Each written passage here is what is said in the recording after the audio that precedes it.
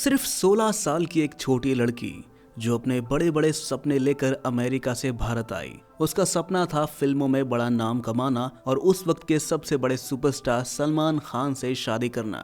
इस मासूम लड़की का नाम था सोमी अली, जो पाकिस्तानी मूल की अमेरिकी नागरिक थी। सोमी के पापा बहुत अमीर थे और अपनी बेटी का सपना पूरा करने के लिए 1991 में उसे मुंबई ले आए। मुंबई में रहते हुए उन्होंने अपनी बेटी के लिए हर मुमकिन कोशिश की। सोमी को एक 5 स्टार होटल में ठहराया गया। उसे एक्टिंग क्लास, डांस सीखने और हिंदी बोलने की ट्रेनिंग दिलवाई गई ताकि वो फिल्म इंडस्ट्री में अपनी जगह बना सके। आखिरकार उनकी मेहनत रंग लाई और सोमी ने फिल्मों में एंट्री की।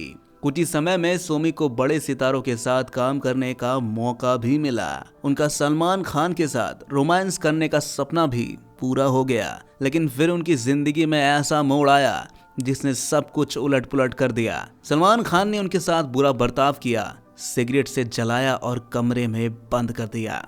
ये वक्त उनकी जिंदगी का सबसे दर्दनाक दौर था। फिर भी वो 2 साल तक उनके घर में रहीं। पर सवाल ये है कि सलमान के परिवार ने इस सब पर चुप्पी क्यों साधे रखी, और ऐसा क्या हुआ कि शादी के कार्ड्स तक छपवाने के बाद भी सलमान ने अपने मंगेतर संगीता बिजलानी को छोड़ दिया और सोमी के लिए उन्हें धोखा दिया। सोमी की जिंदगी किसी फिल्म की कहानी से कम नहीं थी। एक ऐसा सपना जो खुद भगवान ने उन्हें दिखाया हो कि उनकी शादी सलमान खान से होगी। बस यही सपना उन्हें भारत खींच लाया। 25 मार्च 1976 को कराची, पाकिस्तान में जन्मी सोमी एक अमीर परिवार से थी। उनके पापा मदद अली फिल्म प्रोड्यूसर थे। उनका घर इतना बड़ा था कि उसमें 28 कमरे और एक फिल्म स्टूडियो भी था। लेकिन उनकी बचपन की जिंदगी उतनी खुशहाल नहीं थी। उनकी माँ एक मुश्किल शादीशुदा जिंदगी जी रही थी और सोमी को ये सारी परेशानियां बहुत करीब से देखनी पड़ी। जब सोमी सिर्फ 11 साल की थी, उनकी मां ने उन्हें और उनके भाई को लेकर अमेरिका के फ्लोरिडा जाने का फैसला किया। एक इंटरव्यू में सोमी ने बताया कि जब वो 5 और 9 साल की थी,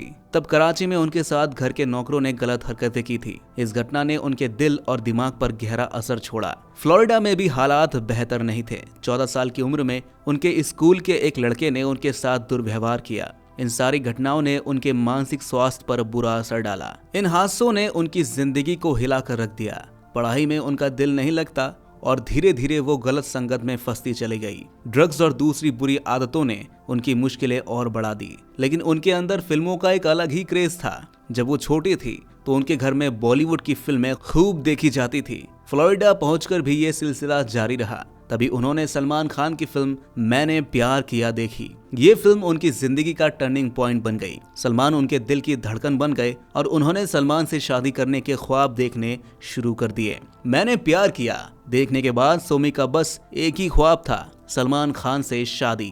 सोमी ने ठान लिया कि वह मुंबई जाएंगी और फिल्मों में काम करेंगी। लेकिन जब 16 साल की सोमी ने अपनी माँ से इस बारे में बात की तो उनकी माँ ने साफ कह दिया, पहले अपनी पढ़ाई पूरी करो। सोमी को ये मंजूर नहीं था। उन्होंने अपने पिता से मदद मांगी। उनके पिता फिल्मी बैकग्राउंड से थे तो उन्होंने आखिरकार हामी भर ही दी। 1991 में सोमी अपने पिता के साथ मुंबई पहुंची। उन्होंने एक 5 स्टार होटल में ठहरकर अपने ख्वाब को सच करने की पूरी कोशिश शुरू कर दी। सोमी की कहानी थोड़ी हटके थी। वो उन लोगों जैसी नहीं थी जो अपने स्ट्रगल के दिनों में फुटपाथ पर सोते थे। सोमी तो लग्जरी लाइफ जीते हुए अपने सपनों का पीछा कर रही थी। उनके पापा ने उनकी एक्टिंग, डांस और हिंदी बोलने की ट्रेनिंग का पूरा इंतजाम किया। साथ ही फिल्म इंडस्ट्री में अपने जान पहचान के लोगों से सोमी के लिए काम दिलाने की पूरी कोशिश भी की। रोशन तनेजा की एक्टिंग क्लासेस में उन्होंने अपनी ट्रेनिंग शुरू की और वहां उनके साथ सुनील शेट्टी भी थे। आखिरकार 1993 में उनकी पहली फिल्म कृष्ण अवतार रिलीज हुई, जिसमें वो मिथुन चक्रवर्ती के साथ नजर आई। 1994 की बात है जब सोमी को सुनील शेट्टी के साथ अंत नाम की फिल्म में काम करने का मौका मिला। इस दौरान उन्हें एक और फिल्म बुलंद मिली, जिसकी शूटिंग के लिए उन्हें सलमान खान के साथ नेपाल जाना पड़ा। नेपाल के सफर में सोमी ने सलमान से अपनी दिल की बात कह दी कि वो मुंबई सिर्फ उनके लिए आई हैं। लेकिन सलमान ने सीधे साफ बता दिया कि वो पहले से ही एक रिलेशनशिप में हैं। उस वक्त सलमान संगीता बिजलानी के साथ थे और उनकी शादी की तैयारियां चल रही थी। ये सुनकर सोमी का दिल टूट गया, लेकिन उन्होंने हार नहीं मानी। शूटिंग के दौरान उन्होंने सलमान के साथ ज्यादा से ज्यादा वक्त बिताने की कोशिश की और धीरे धीरे सलमान भी उनके करीब आने लगे। सलमान खान की फिल्म बुलंद कभी रिलीज नहीं हुई, लेकिन इस फिल्म की शूटिंग के दौरान उनकी और सोमी अली की नजदीकियां बढ़ने लगी। वहीं दूसरी तरफ संगीता बिजलानी और सलमान खान की शादी की तैयारियां जोरों पर थी। फिर एक दिन कुछ ऐसा हुआ जिसने सब कुछ बदल कर रख दिया। संगीता ने सलमान और सोमी को एक साथ पकड़ लिया। बस उसके बाद माहौल गर्म होता चला गया। संगीता ने सलमान से अपना रिश्ता खत्म कर दिया और उनकी शादी भी टूट गई। सलमान ने अपने मंगेतर से अलग होकर 16 साल की सोमी के साथ अपना नया रिश्ता शुरू कर लिया, जो करीब 8 साल तक चला। सोमी ने सलमान की फैमिली से मुलाकात की और फिर उनके घर में रहने लगी। करीब 2 साल तक वो सलमान के घर में रहीं।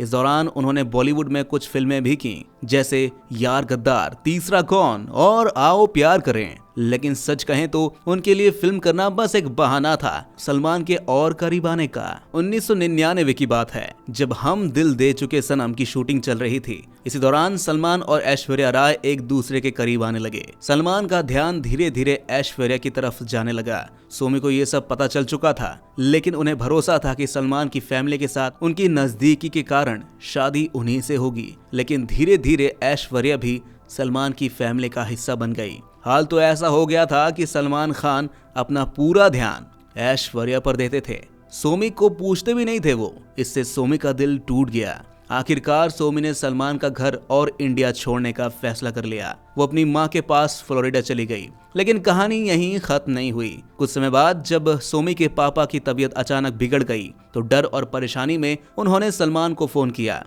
सलमान बिना देर किए अमेरिका पहुंच गए और सोमी के पापा की मदद की।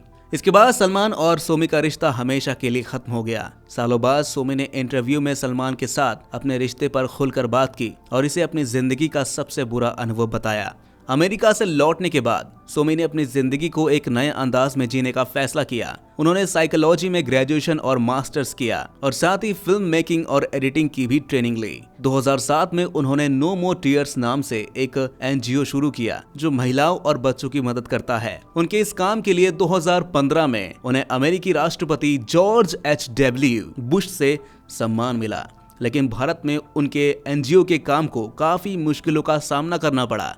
उनका एक शो भी बैन कर दिया गया और इसके लिए उन्होंने सलमान को ही जिम्मेदार ठहराया। आज 48 साल की सोमी हम सब के लिए एक प्रेरणा है। वो अमेरिका और भारत दोनों जगह अपने एनजीओज और फिल्म प्रोजेक्ट्स पर काम कर रही हैं। सोमी की कहानी दिखाती है कि कैसे उन्होंने अपने मुश्किल समय को अपनी ताकत बना लिया। आज वो उन पीड़ितों की आवाज बन चुकी है जिन्हें इसकी सबसे ज्यादा जरूरत है। उनका जीवन अब खुशियों से भरा हुआ है। उन्होंने साबित कर दिया कि संघर्ष के बाद भी जीत हमेशा मिलती ही है।